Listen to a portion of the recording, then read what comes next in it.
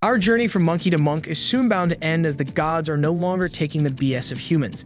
At the Council of Valhalla, the gods had gathered to decide the fate of mankind. Zeus, a goofy-looking fella, leads the meeting of gods. He asks whether should they eliminate mankind or let them live for another 1,000 years. Shiva, coming straight from Adventures of Sinbad, chimes in, commenting, "Yep, these little rascals must die because in the past 1,000 years they have not shown any intention to reform themselves." Aphrodite, with her goddess glow and humongous personality, supports Shiva's claims, stating the world had become unpleasant. From forests disappearing, animals going extinct, to trash spreading. The shit is too much. The other gods agree with Shiva and Aphrodite's statements because, to put simply, they are simps. And when simps get powers, they become dangerous, as we see when they all vote to end mankind. Zeus prepares to announce the final decision. However, one of the Valkyries, Brunhilde, interrupts him, stating, simply ending them would be too crude, and proposes the gods demonstrate their mercy and power by testing mankind into Mortal Kombat, or as Brunhilde puts it, Ragnarok. Turns out, the gods had made a handbook when they created humanity, and one rule in it stipulates mankind gets to have a one-on-one battle as a last stand to see if they deserve life. However, the thought of a human defeating a god makes the gods laugh. Yet the baddie claps back, mocking their wish to avoid direct competition because they are afraid. Suddenly, the room goes quiet for a second before the beta gods start shouting angrily. Zeus accepts the proposal and tells Brunhilde to select 13 humans for the tournament. The first to achieve 7 victories wins. And thus, here we are. At the Valhalla arena with Heimdall in the center announcing the start of the upcoming epic battle. The winner will be determined by the opponent's death. The first representative of the gods is the strongest Norse god and Marvel's favorite Big G, the god of thunder, Thor. His opponent, the most powerful Chinese warrior of all the historical figures known to man. He is Lubu. Heimdall blows his horn, announcing the start of Ragnarok, or in this case, the fight between Thor and Lubu, which to everyone's shock, starts a bit whack as neither fighter takes a guard stance and simply walks towards each other with lowered weapons. Now, with both lads in each other personal space, Lubu strikes with his spear, while Thor blocks it with his not very canon MCU hammer. Anyways, when Thor blocks Lubu's attack and pushes him back, he jumps to return the favor. Yet, it too gets blocked by the opponent. With normal bonks deemed useless, Thor uses electricity and grabs his hammer with both hands to fight at full power. One kid narrates, in ancient times, Asgard was surrounded by high walls that protected it from invasions from the land of the giants. But if there is anything we learned from another show, is that big walls fall hard in face of titans. And when this one fell, Asgard was on the verge of destruction until Thor alone opened the gates of pain on those sorry-ass wannabe titans, single-handedly obliterating all 66 giants. His killing technique was later called Thor's hammer. Hence, seeing Thor taking the stance, all gods anticipate Thor's hammer dropping down hard and ending Lu. When young Thor swings his hammer, a shockwave happens and sends Heimdall flying, while Aphrodite's airbags go berserk to protect their goddess from impact. On the other side, the young Valkyrie falls on her knees, believing it's the end. To which Brunhilde smirks, telling the young one, "Stand tall and observe the moment, as this is where the creators meet their creation at their best." When the dust clears, Lu is seen standing tall, pushing back, and slashes him, surprising all gods. Blasting us to another backstory, this one follows a young Lu who is traveling in search of the strongest opponents, until his name eventually spread across all of China. And all those who stood in his way were eventually exterminated. After 30 years of traveling, Lu realized no one on Earth can match him. Lubu was eventually captured, because life became boring knowing he was the strongest. Back in the present, Zeus gets surprised there was a human weapon capable of challenging a god's strength. Looking at Brunhilde, he then realizes what is going on. You see, before Ragnarok began, Brunhilde knew. It was going to be an impossible fight, as no human weapons stand a chance against the gods' weapons. That said, if they also have a weapon of the gods, things would be different. Therefore, Brunhilde called upon her sister Randgris and asks her if she knows of Thor's sacred weapons. Randgris tells Big Sis about the iron gloves, which can fend off any attack, and his hammer Mjolnir. Brunhilde finds those two weapons as the dirtiest cheats of all sacred items. But to defeat Thor, they need to overcome them. She asks Randgris if she will dedicate her body to that purpose, to which Randgris agrees.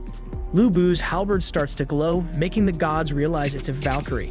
Brunhilde explains that the Valkyries have a hidden power, which transforms their body into sacred weapons able to rival the gods' weapons. Each Valkyrie has a special ability when turned into a weapon, and in Randgris' case, it's Shield Breaker. Hence, when Lubu disarms Thor and strikes with his halberd, Thor blocks using his iron gloves, but it starts to crack, and then it shatters into pieces, surprising the gods. Meanwhile, Mjolnir starts to heat up and melt the ground. Suddenly, a heartbeat can be heard loud and clear. To everyone's shock, Mjolnir is throbbing. The hammer's outer shell cracks. Zeus explains that the gloves are not there to protect Thor, but to restrain his power from crushing it before it awakens. Thor then removes the remaining glove and tosses it aside, creating a small crater when it lands. He then lifts Mjolnir and asks Lubu to not die. As Thor prepares to swing with his full power with awakened Mjolnir, the gods get excited as it will be for the first time they witness this attack. The mad lad throws Mjolnir at Lubu, which according to legend never missed once in 100 throws, but not this time, as we see an athletic Lu moving swiftly, bending down. Lubu then rushes towards his opponent before noticing Mjolnir from behind and dodges again. Thor then grabs the hammer, revealing that he didn't throw it to hit Lu, but to use its momentum and speed when it returns to deliver the ultimate blow. Lu, being the ultimate Giga Chad, blocks it on the expanse of his legs, to Zeus' joy since he's a huge advocate of brutal head-to-head fights. That said, the man is no longer able to walk. As Thor lifts his hammer again, Lu Fanboy cries his heart out, knowing he will see the death of his master once again. Luckily, Lubu's trusty steed comes into the arena to save us from Fanboy screams, who then inspires everyone to continue cheering for Lubu. And so, the strongest man on Earth manages to once again stand up and mount his loyal friend. Back in the past, when Lu realized he was the strongest, there was nothing left but to swing and practice his weapon technique for the one day he will face a mighty foe. After several years of practice, Lubu developed superhuman grip and arm strength that was able to split the sky. He calls this secret tech Sky Eater. And for the first time, Sky Eater is seeing the light of the day, exciting Thor, who throws his hammer and prepares for the final stand. The attacks clash, causing a shockwave and a burst of lighting to pierce the cloudy sky. Sadly, the halberd breaks, resulting in Rangry's returning to her normal form, while Lu's arms shatter.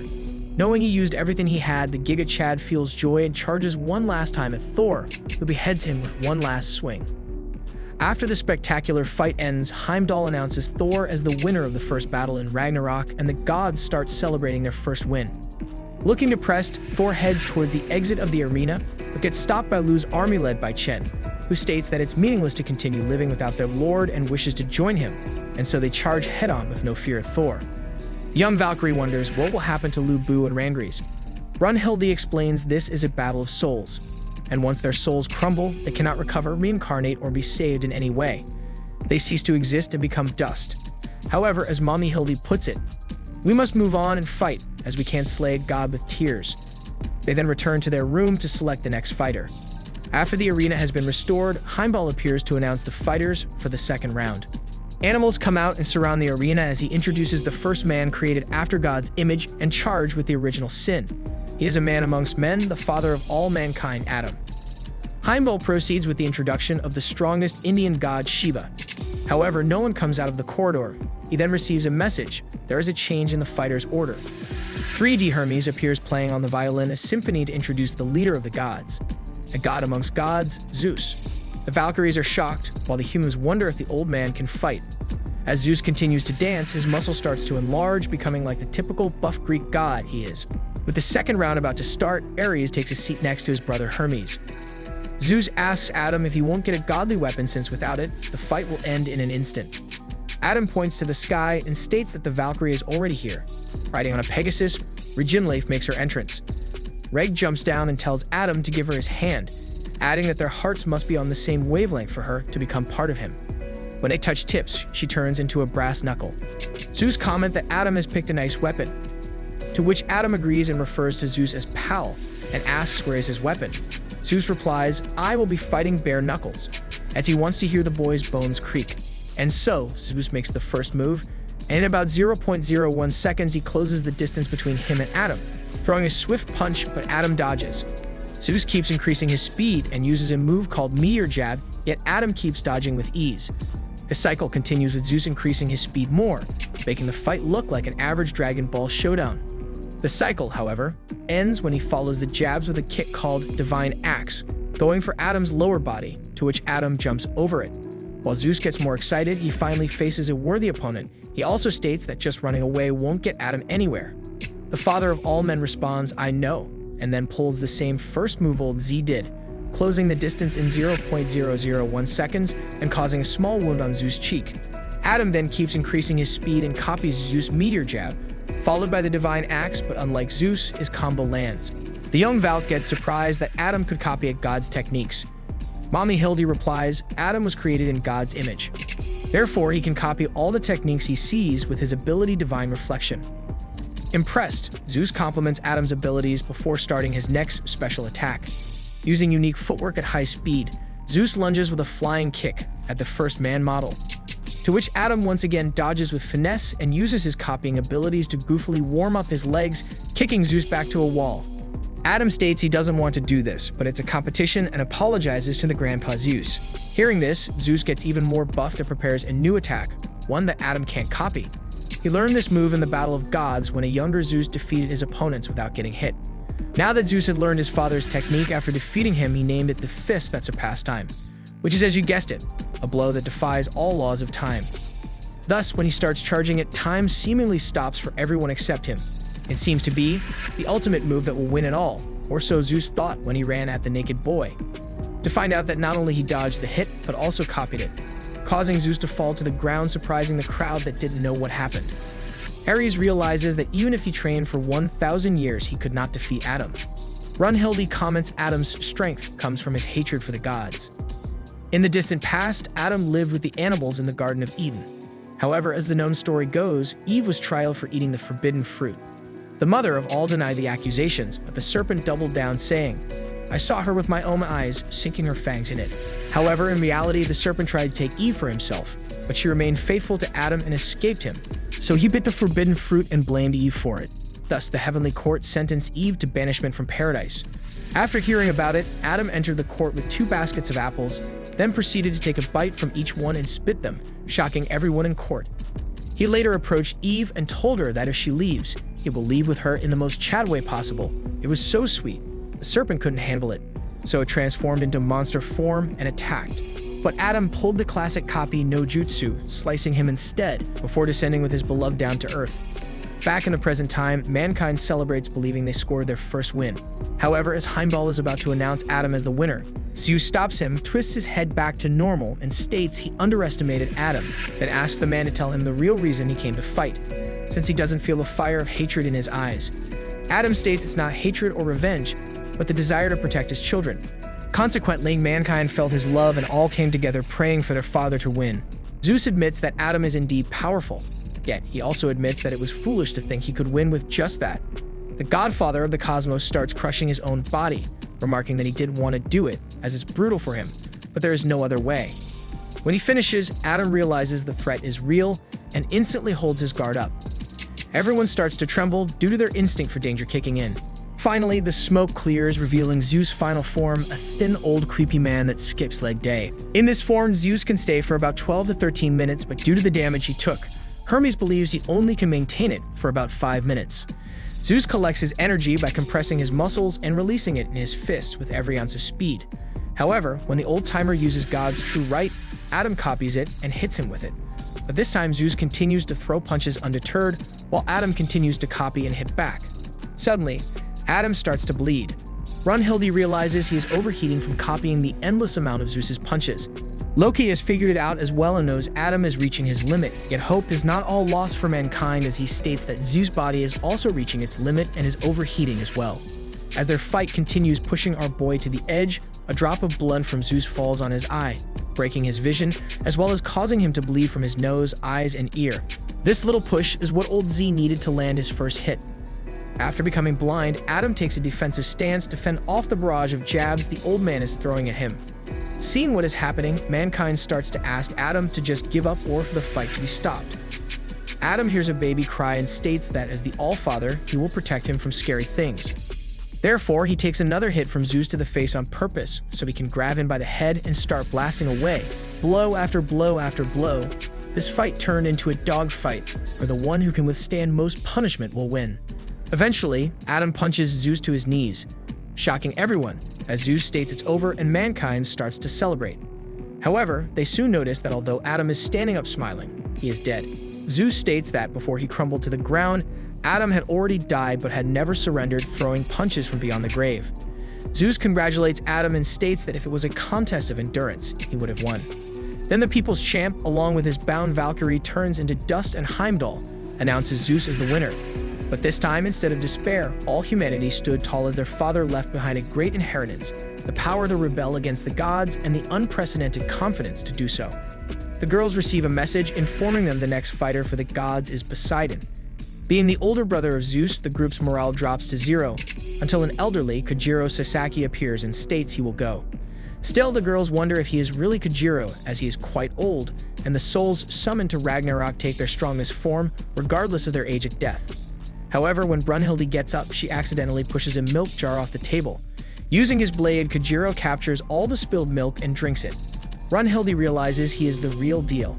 Kojiro explains, although died 400 years ago, he never stopped honing his skills, and his evolution still hasn't ended, making this form and age his peak. Brunhilde asks Harist if she can go next as well, to which the dual personality mommy agrees. The arena gets remodeled and now is surrounded by water, making some of the gods realize who the next fighter would be. Heimdall introduces Poseidon as one of the most fearsome among the gods. As Poseidon comes out, he splits the water, creating a path to the arena. The gods go silent as they don't want to incur his wrath. Heimdall then proceeds to introduce the fool who will face Poseidon. Arriving on a small boat, Kojiro is introduced as the greatest swordsman, or as most know him, the world's greatest loser. Kojiro Sasaki, who even in defeat or death continues to evolve, is the #1 swordsman under the sun. And hearing all that smack talk, mankind couldn't but wonder if old Kojiro stands a chance, especially when the annoying Miyamoto keeps claiming that it's a mistake choosing him, stating that his father Musashi Miyamoto should have the title of the greatest. Suddenly, Kojiro draws his sword and calms the waves, startling the gods. Heimdall gives the signal for the fight to start, yet no one is making a move. Ares guesses that both are waiting for the opponent to enter their range and counterattack. Hermes finds it funny and corrects Ares that Poseidon isn't hoping to counterattack, he will simply crush any bug that enters his range. Incidentally, Kojiro creates a mental image of him attacking Poseidon, but ends up killed. As he keeps doing that, he starts to sweat, making some people believe that he is getting exhausted just by standing, but not Hermes, who realizes what Kojiro is doing and praises his intellect and foresight. That said, in his mind, Kojiro had already died 18 times. Brunhilde tells a story of a young Poseidon and Adamas, his and Zeus' older brother. Long ago, the god of conquest couldn't accept that Zeus is the greatest god, since he is the oldest of 3 siblings. Thus, he freed the Titans and bent the most terrifying beast in heaven to his will. Later, he went to meet Poseidon, explaining that the 49 gods that backed Zeus are on his side, and as well as some of the Olympian gods like Hermes, adding that he wishes Poseidon to side with him as well, since no older brother should serve their younger one. Poseidon finds Adam's actions pathetic, which only angers the dark god. Poseidon states that gods don't gather armies, plot schemes, nor rely on others, since they are gods and are perfect. As Poseidon starts to whistle and looks aside, the dark god of conquest gets angry and attacks him, wanting Poseidon to look him in the eye. In that instant, Poseidon looks into his eyes and kills him. Poseidon notices Hermes and tells him that one of the 13 was not a god, and Hermes agrees. Consequently, Hermes states that the fearsome part of Poseidon wasn't his overwhelming strength, but how his words hold so much power. If he deems something to not be, it simply gets accepted by others and becomes reality. Back to the main event, Kojiro notices that Poseidon doesn't even look at him, so makes it known as he sits on the ground while wondering what to do, as he doesn't want to die. We then take a look at a young Kojiro Sasaki, entering a prestigious dojo late with no care in the world, so he gets scolded that he has the audacity to show up, to which Kojiro takes it as a compliment. Frustrated, the big guy with the yee-ass haircut forces young Kojiro to spar with him. Kojiro manages to block his moves, but is eventually disarmed and gives up. The guy's father comments that Kojiro has no talent and is pointless to keep him in the dojo. Yet the headmaster is not convinced, so he asks Kojiro why he gave up that fast. Kojiro explains that even if he fought the guy 100 times, he won't win, and if he kept fighting, he could get injured, and that would affect his future chances. Later, Kojiro spends his time in the forest, thinking of how he can win the next match. After getting inspired by nature, he decides to eat lots of meat to gain muscles, observe, and imitate animals. 6 months later, Kojiro returns to the dojo, and everyone is surprised at how muscular he became. Kojiro states he had to fight his boy 100 times in his head before he was able to defeat him. Therefore, he longer needs to face him. The man doesn't take it nicely and attempts to attack Kojiro, but in young Kojiro's eyes, he sees his ass getting split in half, so he admits defeat. Kojiro then asks the headmaster to fight him. The old-timer agrees and takes a battle stance, which makes Kojiro excited.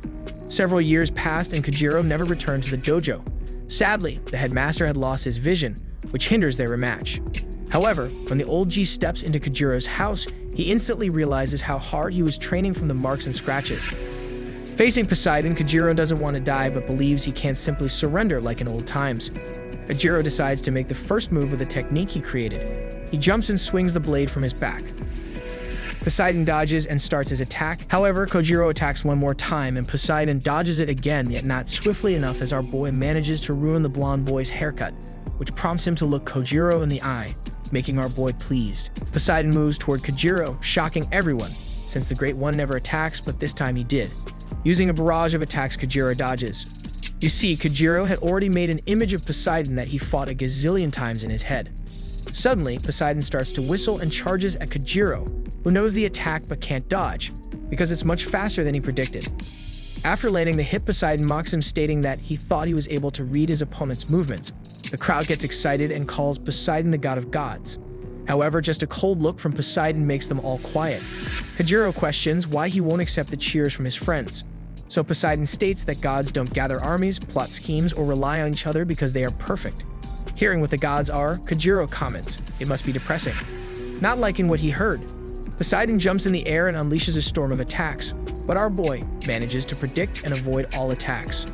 Hermes comments that the depth of Poseidon's skills is not known by the other gods. That said, Kojiro predicts Poseidon's movement and believes he got him. Poseidon then surprises him and moves under his blind spot, avoiding Kojiro's attack. The GOG gets behind him and strikes, breaking Kojiro's blade.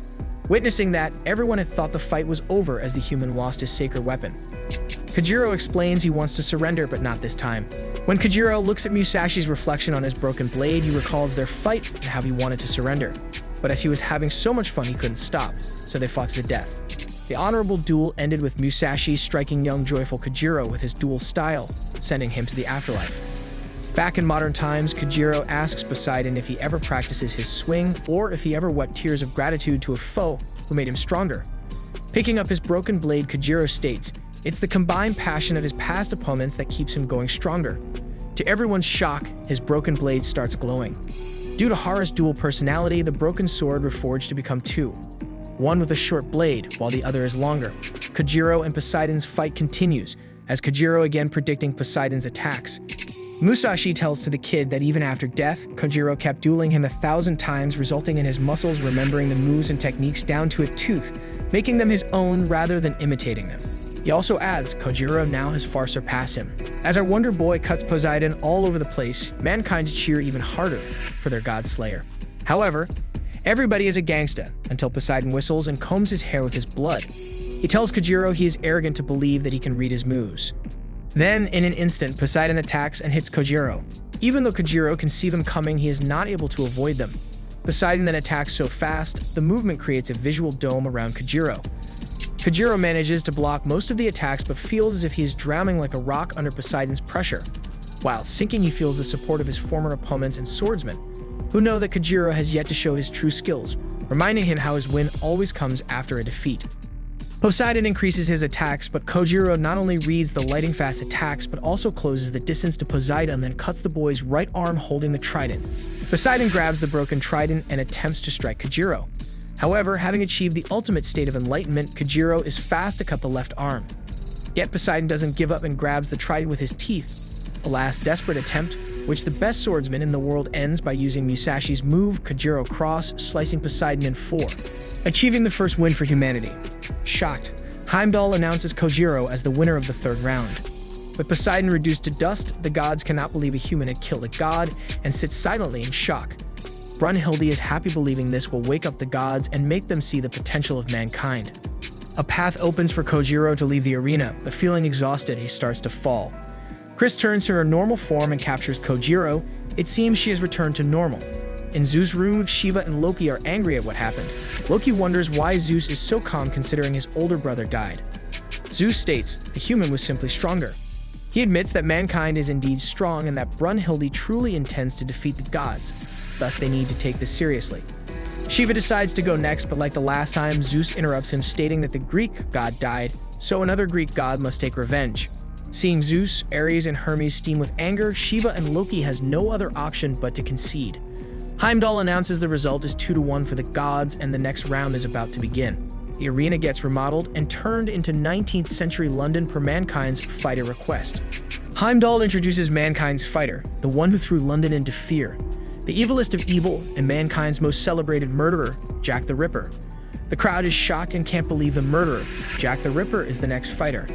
Heimdall then proceeds with God's fighter announcement, a valiant warrior who pummeled into submission the Nemean lion and Cerberus, the Hound of Hell. When he completed the 12 labors, he became half god, half man, Hercules, ending the series on this criminal cliffhanger. That said, we will keep an eye on when the next season gets aired. Until then, stay safe.